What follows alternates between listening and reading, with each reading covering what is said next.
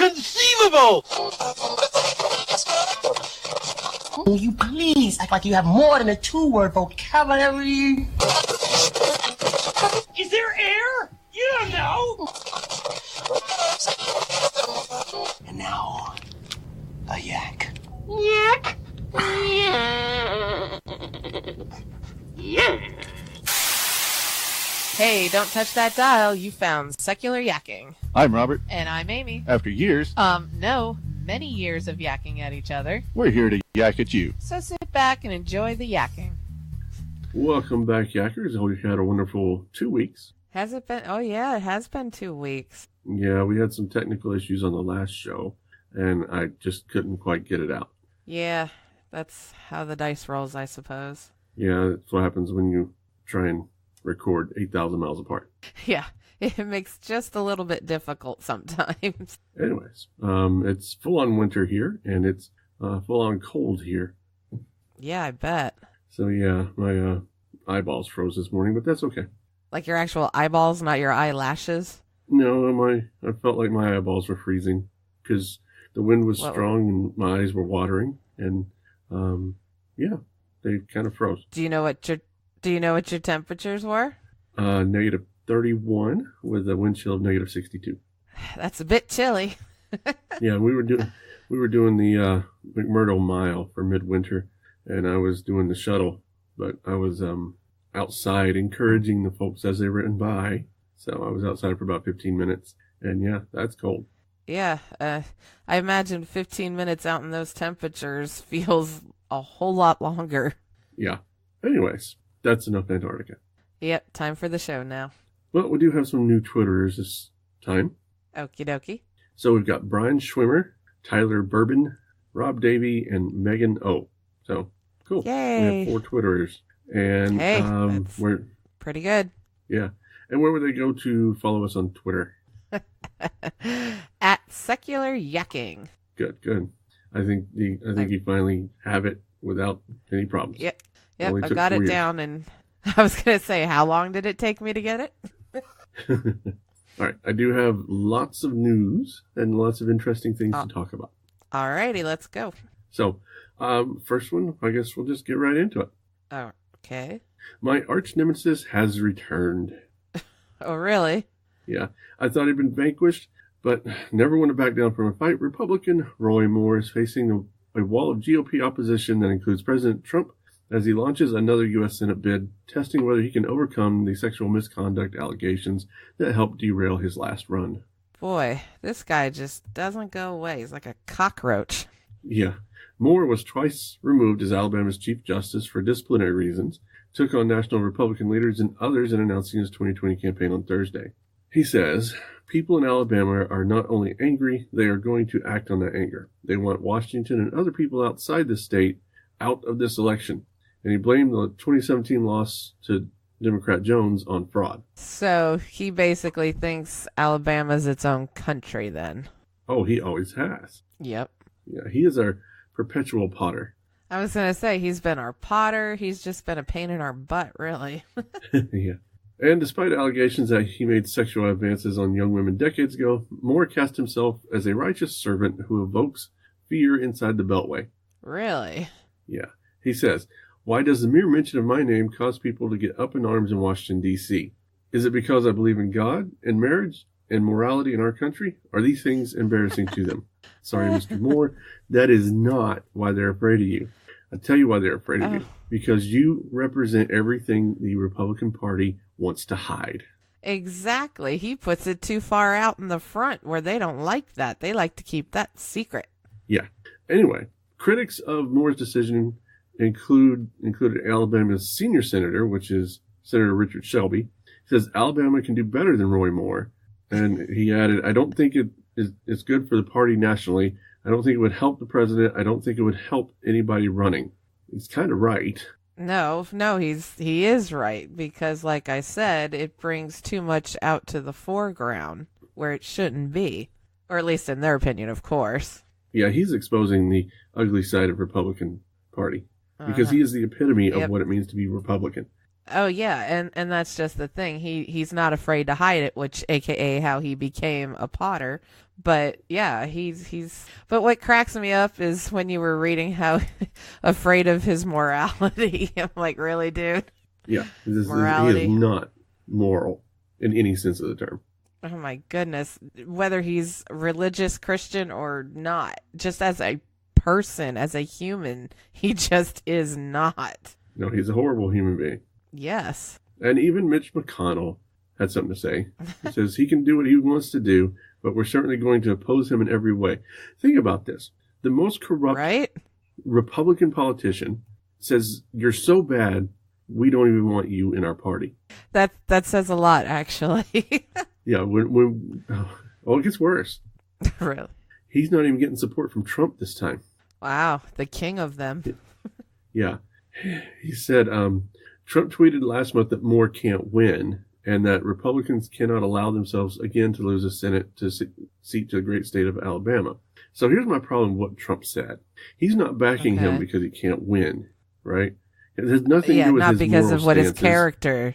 Right, just because he can't win. He doesn't care about his character. Trump only cares about the wins. Oh yeah. Yeah, Trump has that's all he ever cares about is about winning, being up front in everyone's eye, about the biggest, the best, or whatever words of English he tries to use. Yeah. And Roy Moore is a 3-time loser.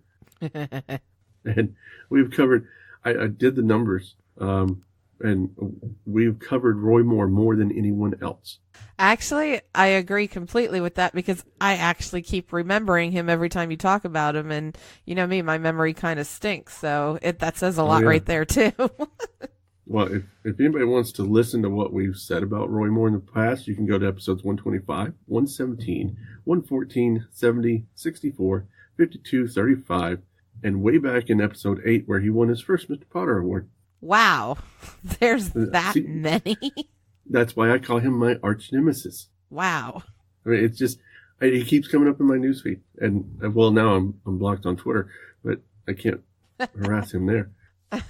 That's just crazy. And he just keeps on coming. He doesn't stop. Which exactly why, the Potter, besides the fact of what he's done, he's just shameless about it. I mean, it's kind of crazy. Yeah. I mean, I'm sure that we're going to talk about him a lot more over the next year and a half. So, yeah. Yeah, I don't doubt that. Stay tuned for more Roy Moore updates. I was wondering if he does run and he loses it anyways, that means that they lose another seat, which would be a good thing. Well, it depends on when he loses. So right now he's just in the primaries, so he could be easily beat by another Republican. Yeah, true. And then it would be a Republican versus the sitting senator, Doug Jones. Or no. Uh-huh. No, he's going after a different Senate seat. So yeah. I'd have to look up who he's going to be running against. Yeah. But it's just amazing that he's shameless, actually, about it, if you think about it. Well, of course he is. That's how he's our Potter that keeps coming around. All right, that's enough for Roy Moore. I think so. Well, that'll go away. Yeah. I have another interesting news story that's going to make you angry. Okay. Yeah. Did you know that Latin crosses are now secular symbols, if they're old enough? What? Yeah, I thought so. The Supreme Court ruled Thursday that a huge concrete cross can stay on public land in suburban Washington, rejecting a claim that its presence is an unconstitutional government endorsement of a religion. Oh, that's BS. Yeah. Well, by a 7-2 vote, you were saying? I was just going to say, so they're basically giving it the granny clause. Yeah, the grandfather clause. It's it's actually more it's how did I want to word this? It is protected by tradition. Well, a lot of crap. I was going to say something else. A lot of crap was tradition, like slavery. There's one that was tradition. There's all kinds of things that were terrible that were tradition. Doesn't make that right. Well, by a 7-2 vote, the court said such monuments are essentially historic, not religious, and ruling that potentially extended problems and protection to hundreds of similar tributes nationwide. Oh, that's such bull. Yeah. So the majority decision was written by Justice Alito, and he wrote, With sufficient time, religiously expressive monuments, symbols, and practices can become embedded features in a community's landscape and identity. The cross is undoubtedly a Christian symbol, but that fact should not blind us to everything else that Bladensburg Cross has come to represent. That's unbelievable. So he admits 100% it's a Christian symbol, but because it's been there so long, it now becomes a secular symbol. That's absolutely absurd. I mean, we had segregation for how long? Should we just keep that too? Yeah. So here's my issue. This doesn't make any sense. Yeah. So the problem with this logic, if you can call it logic, is that religious and secular are exact opposites. You cannot have a secular religious concept. Absolutely. Because secular literally means without religion. And that's what they're calling this, a secular religious thing? No, they're saying it's religious, but it has taken on secular meaning. Okay, then that still doesn't make any sense. You can't say that. Yeah, that's my point. I know, but the fact that, and you said this passed, did this pass? I mean, they actually did that? Yeah, 7-2. The what is wrong with people? Earlier this week. I don't know, but so now this memorial to World War I soldiers is now a secular religious. It's the same problem we have with In God We Trust. I'm gonna say you still can't say that secular religious. It makes no sense. Right. It is the most oxymoronic thing you could probably say. It doesn't even make sense. Oh, so frustrating. Anyways, there were two dissenting opinions, and that was Ruth Bader Ginsburg and Sonia Sotomayor. And Ginsburg wrote the dissenting opinion, and she wrote that the county, in this case, elevates Christianity over faith and religion over non-religion. She even took the unusual step of announcing her dissent from the bench, saying, in World War I and thereafter, the cross was never perceived as an appropriate headstone or memorial for soldiers who did not adhere to Christianity. So one of the arguments they used is that the cross in World War I and forward has been used to mark the graves of soldiers, right? Which isn't true. I mean, you see several other grave markers if you go to old military graveyards. They're not all crosses. It should have really never been a cross in the first place. It should have just been something that didn't represent anything in that way, you know? Yeah. Well, even if you are Christian, it shouldn't have been that way. So there's so much wrong with this decision that I don't have room to go into everything that's wrong, but I did pick out a few things that really frustrated me and made me angry. So in his Alito wrote this: the adoption of the cross as the Bladensburg's memorial must be seen in that historical context. Its removal or radical alteration at this date would be seen by many as not as neutral, but as a manifestation of hostility toward religion. Really? So, if you take that logic forward, right, that if we remove it, it's hostile, then protecting it must be promoting religion. That's exactly what I got out of that. Honestly, it should have never been there, so we don't need to be in this situation. But it needs to be removed so that we can get out of the situation. Right, and by making that statement, that is exactly what that says, is that it's promoting it. I mean, you can't get around that. Right. I don't know.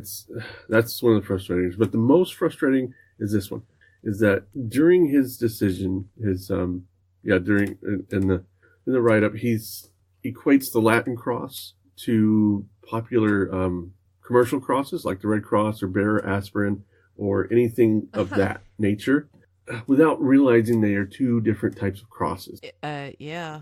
And that's kind of a stretch. I mean, really. Yeah, they're seen as two different types of crosses by normal thinking people. You can't equate a Latin cross to the medical cross, basically, is what he's saying. Well, I remember when our kids were younger, they just thought it was the lowercase t. I mean, that's what it looks like to them. It's the lowercase letter T. Right, and it does not look like the Red Cross, which is all the arms are equal length and they meet in the middle. The Latin Cross doesn't do any of that. So that's the worst argument that they made during this. Yeah, that was a pretty thin stretch there. Yeah, but they still use it. It's one of their points. Man. So going backwards. Yes. That's all we're doing is just going backwards. So it's going to be a long time before we get to fight a fight like this again. And they have essentially ruined any chance of changing anything from this with this one decision. Yeah. No, because it's just going to snowball from there out. Right. Basically any cross that was put up before now will be considered historical. Right. Uh-huh. That's what they're going to claim. Oh, it's historical. Right. Leave it alone. You can't touch it. It's exactly what they're going to do. And I mean, I want to know you can say... Go ahead. I was going to say, you can say that technically anything, from the past, even if it was really awful, should stay because it's historical. There's a difference between keeping something historical versus idolizing it and putting it up. You know what I mean? There's a difference. Yes, things are historical and they need to not be wiped away, but at the same time, you don't need to put up a shrine and idolize it either, Right. And I want to know how many Christians are willing to say that the Latin cross is secular and it has no religious meaning. That's a very good question, because if they stay true, then they should not say that, because that's almost blasphemy. I mean, honestly, it's kind of borderline there a little. Yeah. I wish they would consider that when they made these sort of decisions. And if I remember the dissent right, Ruth Bader Ginsburg made a point about that. Oh, uh-huh. But enough of that. Yeah, enough of that. Let's go to something even more exciting. Oh, great. Yeah. So the Altoona, Pennsylvania City Council is considering placing a God We Trust on police cars after a local veterinarian suggested as a remembrance for his friendship with the owner of the dog that killed his dog. This is just crazy. Yeah. Last year, he convinced the council to approve the phrase on council chambers to honor his wife getting her citizenship. Did they actually do that? Yeah, they did. Wait, they actually went with him? Yeah. So it's on the city council walls. Now he's pushing to get it on police cars. I don't understand that. Yeah. Well, it's a long story, but I'm going to shorten it a bit because there's some stuff to add to it afterwards. So. Okay.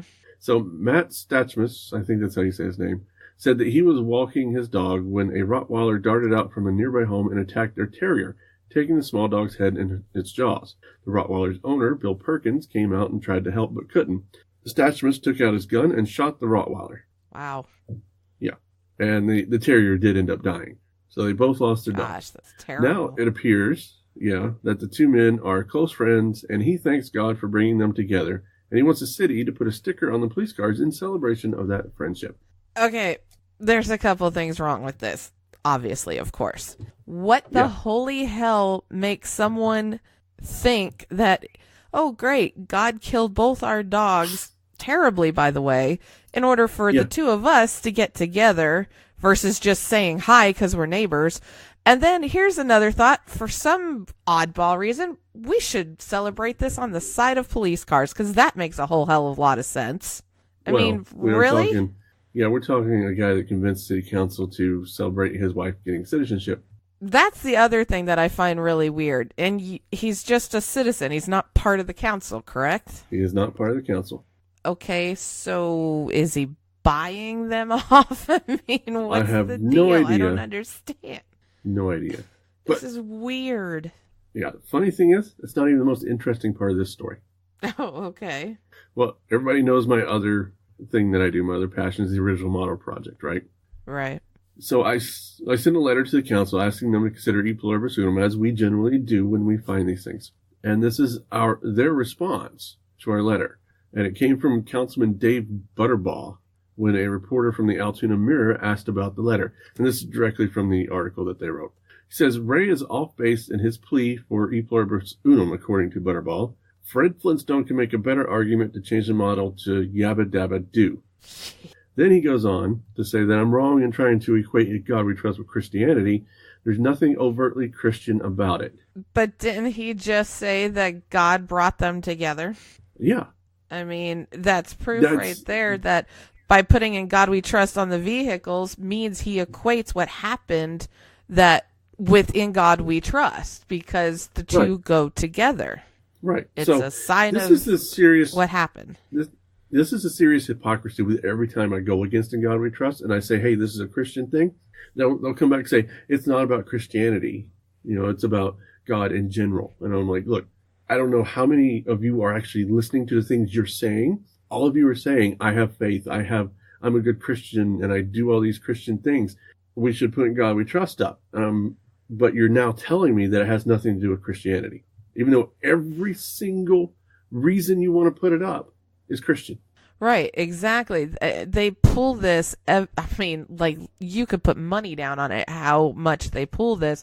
On one hand, they'll tell you it has nothing to do with religion, and then on the same hand, they're going to tell you, the whole religious aspect of it. I'm like, which one is it? You can't have both. Right, so they'll do things like, it has nothing to do with Christianity, but we're a Christian nation. So which is it? Now, exactly. With this little thing of trying to, with the E pluribus unum and everything, wasn't there a council member or something that was a little more for it, or is that a different story I'm thinking of? Oh, no, it's the same story. I just didn't get it in here. The city manager is kind of against In God We Trust and would rather have E pluribus unum because he sees the reasoning behind it. Right, because it's more inclusive, out of many one. Right. I mean, it makes more sense, even if they want to put the English version of it instead of the Latin version. But by having In God We Trust as the national motto, it's just crap. It is not an all-inclusive saying. What I'm trying to figure out is how he equates E pluribus unum with Yabba Dabba Do. Hell, I think Yabba Dabba Do would be better. Probably than In God We Trust, yeah.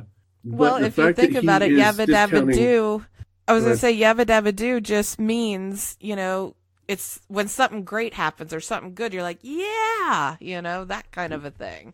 It's better than In God, saving my ass, so I trust him. Right. Well, what bothers me about this is that he's ignoring 175 years of history, right? Of actual recorded history where E pluribus unum was the de facto motto of the United States, and the fact that most of the world still believes that's our motto. Oh, really? Outside of the United States? Yeah. And he's basically saying that it's just gibberish words that mean nothing, is what I get from what he says. Right. I don't get it. The In God We Trust wasn't until more modern history when that showed up, because that is not what they started this country on. That was kind of the whole point of coming over here in the first place, Right. Everyone, each to their own, Yeah, their hypocrisy just drives me insane. Yes. I'm as mad as hell, and I'm not going to take this anymore! So I've got a new segment. Well, I think it used to be when we had the old show, I'd started a couple of these, but I'm going to try and continue the tradition. And at least once in a while? Yeah, just when something really irks me. It's not going to be a regular thing. Okay. So I had planned on talking about the Oregon Senate and possibly awarding them a Potter Award for walking out of the session to stop House Bill 2020, a climate change bill that would raise taxes on gas in an effort to curb emissions. So yeah, sounds like a pretty that. good. Yeah, to me it sounded like, we should check into these guys, right? Yeah. Anyway, the governor has sent state patrol after the rogue senators, and every day they are absent will cost them $500. Huh. And at first I thought they were acting like a bunch of petulant children who took their ball and went home. That's what it sounds like to me. But then I thought of something, and this may come as a surprise to you and everyone else out there. I agree with them. What do you mean? Well, I don't agree with them on the bill. I agree with them on the tactic. And there's a very good reason for that. What they're doing is denying a quorum so a vote can't happen. This is very much like a filibuster in that it can stop a bill in its tracks, right?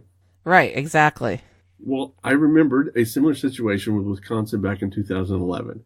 And in that instance, the governor was refusing to talk to the teacher unions, so the Democrats walked out on the budget proceedings until he agreed to talk to the unions. In the end, the Wisconsin legislators lost, but were hailed as heroes for the people.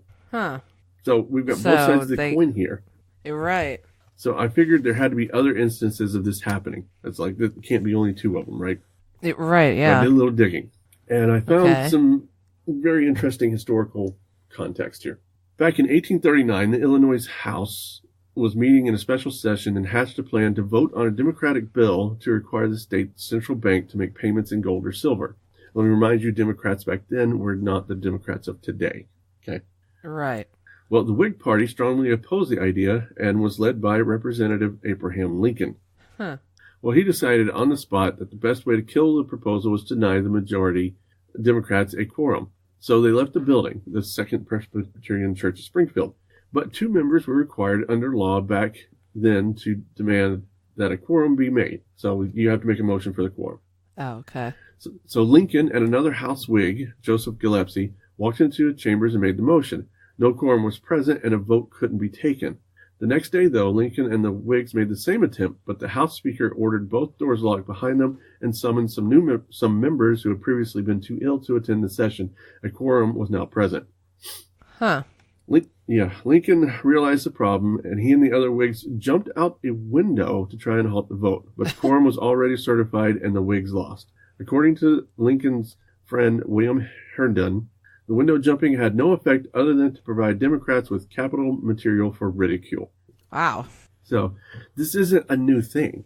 And that's what bothers me about it, is everyone's reaction to it. I mean, I don't agree with their stance. Right. But I do see how the tactic could work in multiple situations, because a lot of times some state houses don't allow a filibuster. And this is the only way that the minority party can take action against a bill that they feel is either a horrible bill or will hurt the people or the country in some way. Right, exactly. But there's more instances that I found. So in the California Assembly in 1994, when the Assembly was split 40-40 between Democrats and Republicans, the Republican members refused to show up for floor sessions in an effort to prevent Democrats from electing Willie Brown as Speaker with less than a majority vote. The Republicans stayed out for several days, but finally relented in January 1995, and the Democrats proceeded to establish a quorum by disqualifying one of the Republicans and elected Brown as a Speaker on a 40-39 vote. Again, the jumping out the window basically didn't work. Yeah, right, yeah. And then in Alabama, 1999, with a Democratic majority, new elected Republican Lieutenant Governor Steve Windom was ex officio president of the Senate at the outset of 1999 session in March. Serving as chair, he forced through a new set of rules that granted him the bulk of the power in the Senate by unanimous consent, refusing to recognize the objections of majority Democrats. The Democrats walked out and denied a quorum for a period of a week. Once they returned, a series of adjournments was called until Governor Dan Stiegelman convened a special session at which compromise rules were adopted. The balance of power went to President Pro Tem, a Democrat, but the Lieutenant Governor was given some limited powers of appointment and consultation of the bill assignments. So in this case, it worked. I was going to say, yeah, this one worked. Right.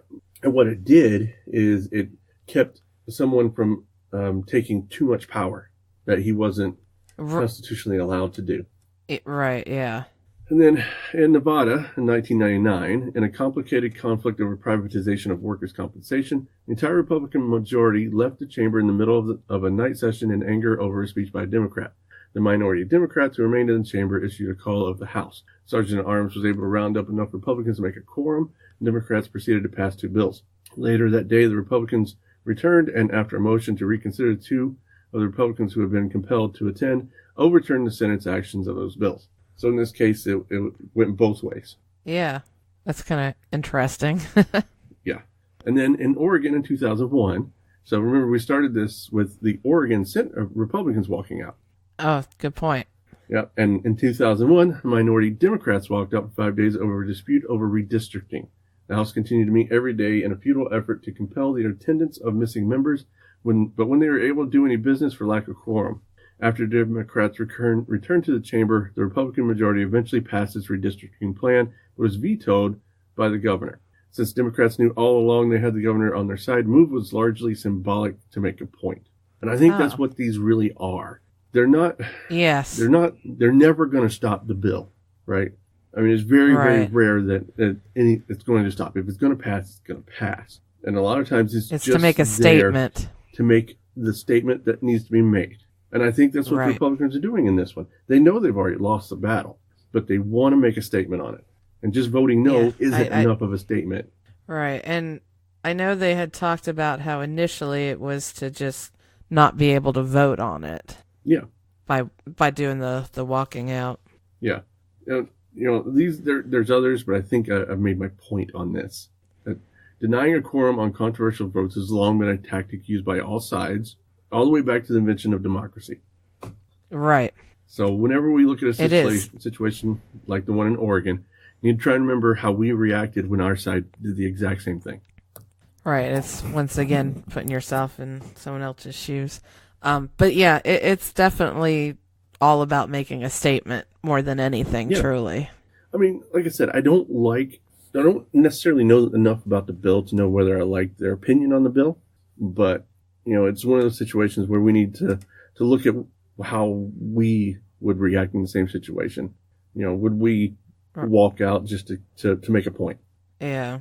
I mean, unless they think that they're going to make a difference or not, but I imagine it's more as a statement than anything. Yeah, absolutely. Yeah, and that's pretty much my rant for this time. Yeah, that was a good one. Yeah, sometimes I come up with good stuff. Yeah, it's very interesting and not surprising whatsoever as far as it having a history of it. Yeah, absolutely. Anyway, I think that's all the yakking I got for you this week. I think that's all the yakking I've got. All right, we'll see you guys hopefully next week. Next week. We always like to hear your feedback, so leave us a voicemail at 704-802-YAK or an email at podcast@secularyakking.com. More input. All comments are welcome. We like to hear the good, the bad, and the ugly. You also can find us on Facebook, Twitter, YouTube, and Google+.